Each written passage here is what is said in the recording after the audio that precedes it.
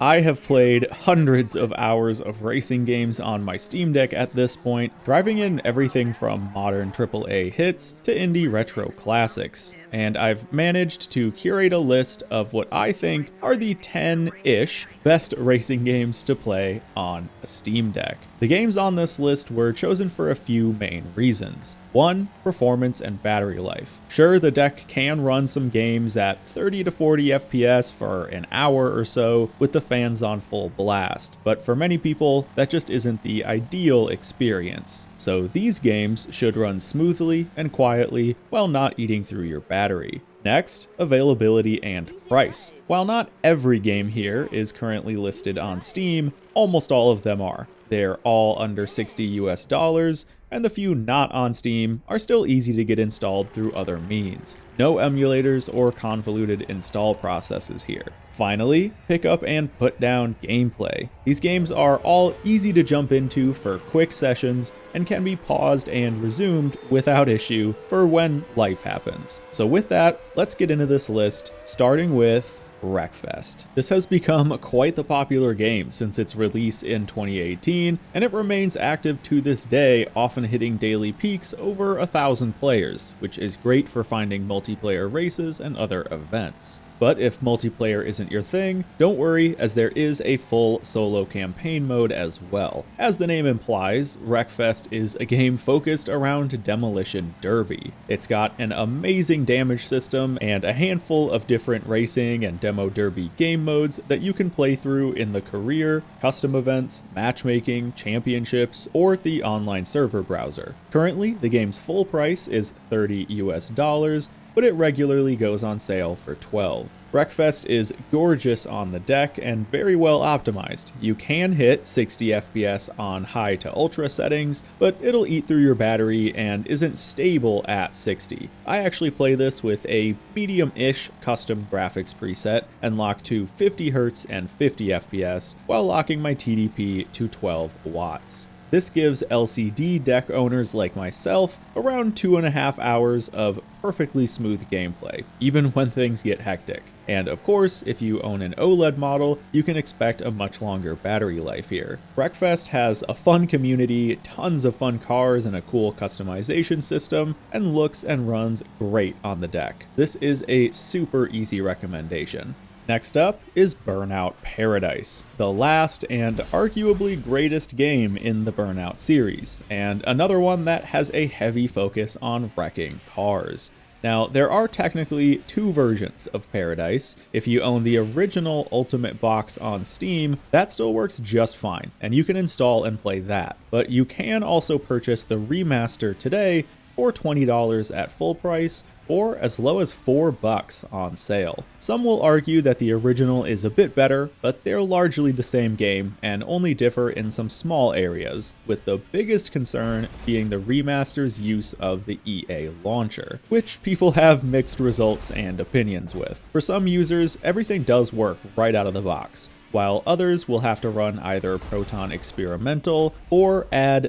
-skip videos to their launch options. Either way, getting the remaster running still won't take more than a few minutes, and then you'll be greeted with one of the best Steam Deck experiences that you could have. Both versions of this game run flawlessly at 60 FPS, even at high settings. My preferred way to play is to use the medium preset while turning down my deck's TDP to 10 watts and also limiting my GPU clock to 800 MHz. This gives me easily 3+ hours of play at a hard locked 60 FPS. And to speak on the game itself, this is pure arcade racing fun at its finest. There is tons of content here. The handling is easy to pick up and very responsive. The open world is a blast to drive through and explore, and slamming an opponent into a wall or oncoming traffic is just one of the best dopamine hits a gamer can get. This is probably the easiest recommendation on this list, with the only blemish being that EA launcher on the remaster.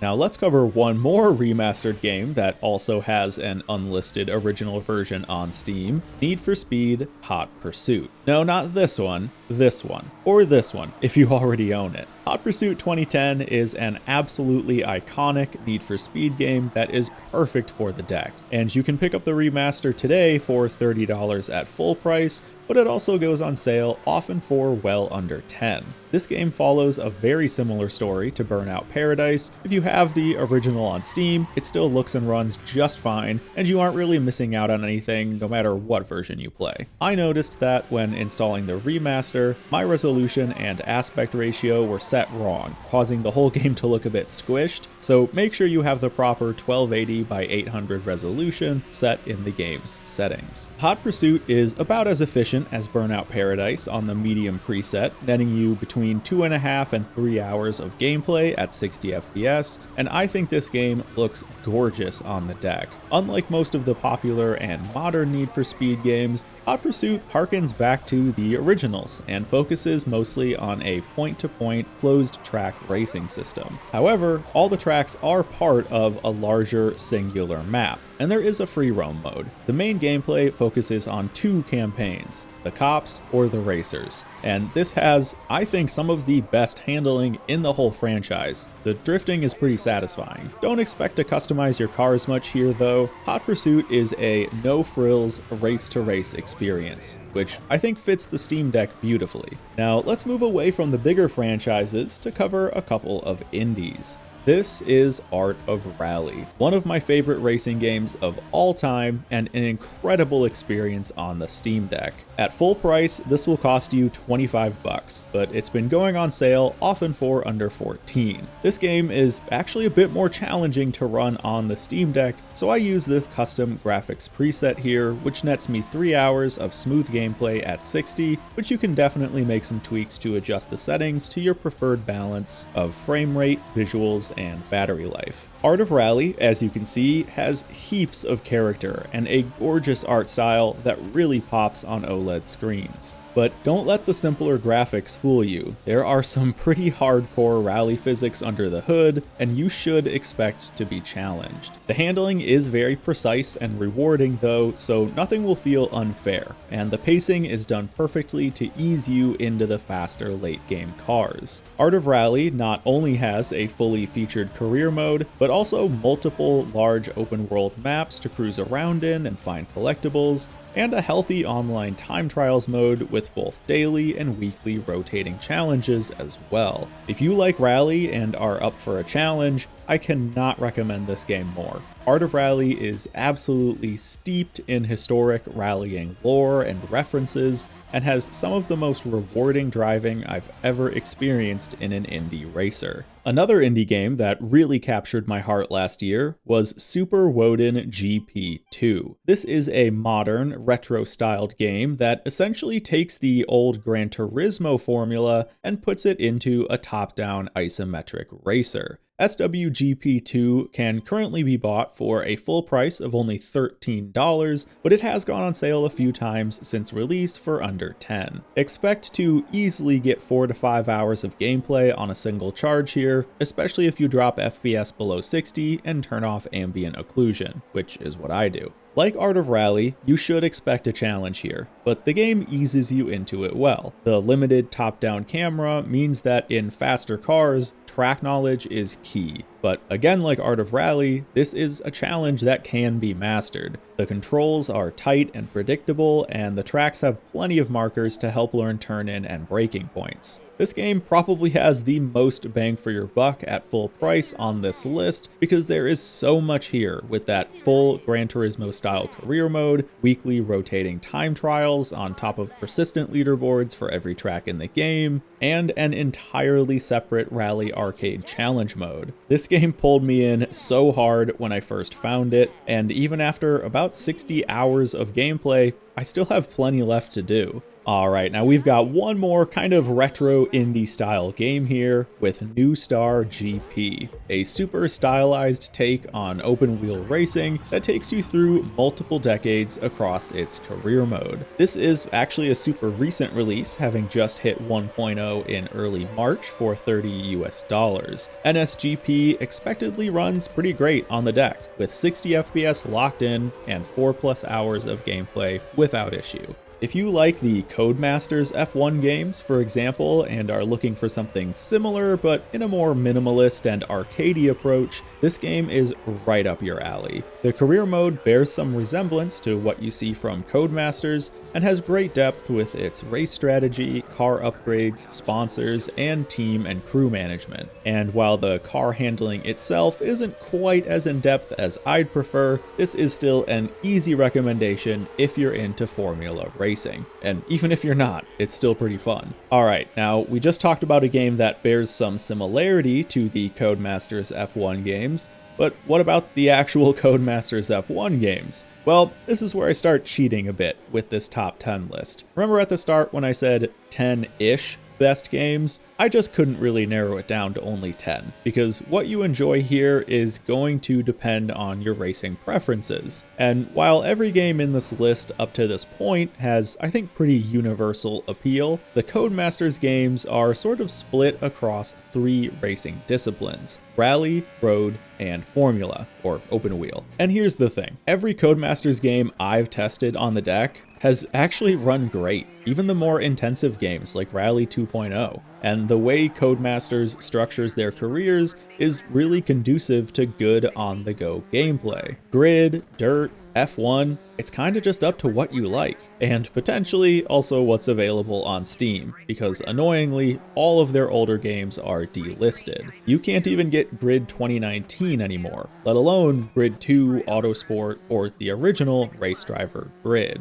So instead of just naming a single game here, it comes down to what you already own on Steam or are willing to get through alternative means, and what kind of driving you like. For some more direction though, for players maybe unfamiliar with Codes, I think the original Grid and Grid Autosport are the best 2 Grid games. I kind of bounced off of Legends and don't think it's as fitting for the Steam Deck as the others, but some people really enjoy it. I mentioned that Dirt Rally 2.0, and by extension the original Dirt Rally, both run well on the deck.